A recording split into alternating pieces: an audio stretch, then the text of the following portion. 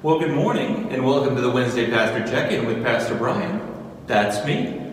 I'm coming to you from the stairwell and the doorway all at once here on what would be the east side of the church. I get my directions a little mixed up. This church is large and I can get lost in it even still now that I've been here almost 2 years. But I'm coming from this side of the building at a place which is symbolic of beginnings and endings and transitions. Going up to the balcony or back down to the balcony or down into the basement here. There's actually a stairwell that'll get you there. Or in and out of the building. Many people come in and out of this door on a Sunday morning or even on a Wednesday night or other times. And so this is a place that is symbolic of things starting, things ending, and things changing. And earlier this week, Monday, I am a part of the Preaching and Worship Institute, which is a year-and-a-half-long program, conference, cohort that I'm involved with that helps pastors work on their preaching and their worship leading. And so I've been a part of that for going on almost a year now. And this Monday we met, and Dr. Okokon Udo was our leader. He is a spiritual counselor, has a PhD in spiritual leadership and things of that sort.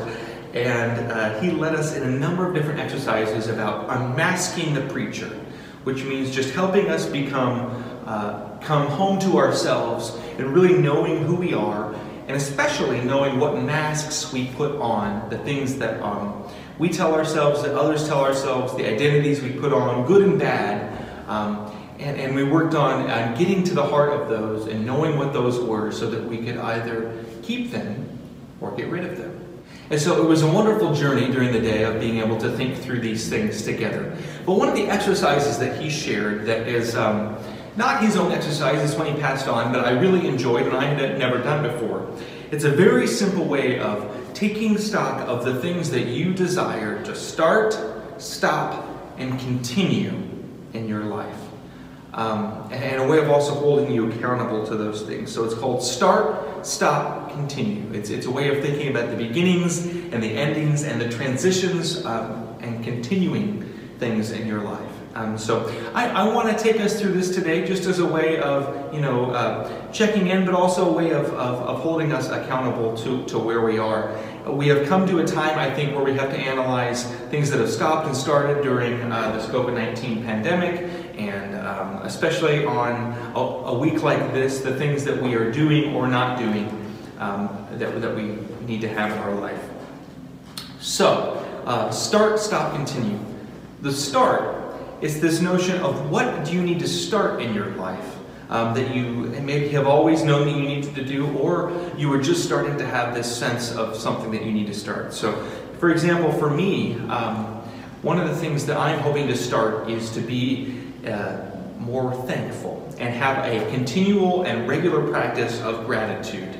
I shared in my newsletter article, which will come out this week, that Tricia, my wife, has a gratitude journal that she writes in every day. And I love that as a practice of surrounding and grounding yourself in the thankfulness that is all around you, all the good gifts in your life. And I think not only is this just good to do because we are created to give thanks. I believe that's why God called us good. That was an act of giving thanks for us in Genesis from the very beginning.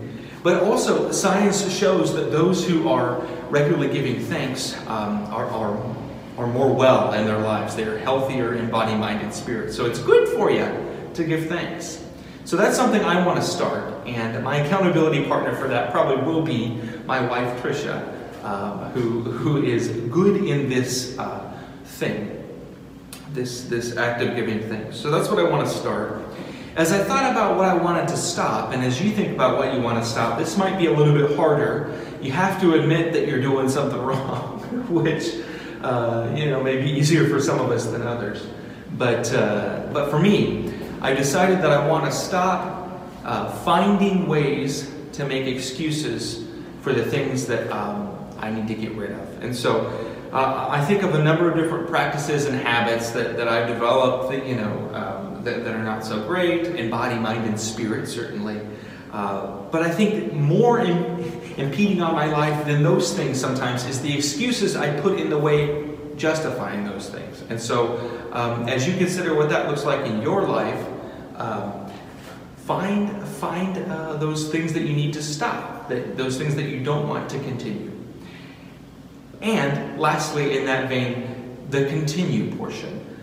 What is that thing that you have been doing that you want to continue? Maybe you've been doing it well, maybe you haven't been doing it so well, and you want to buckle down on it.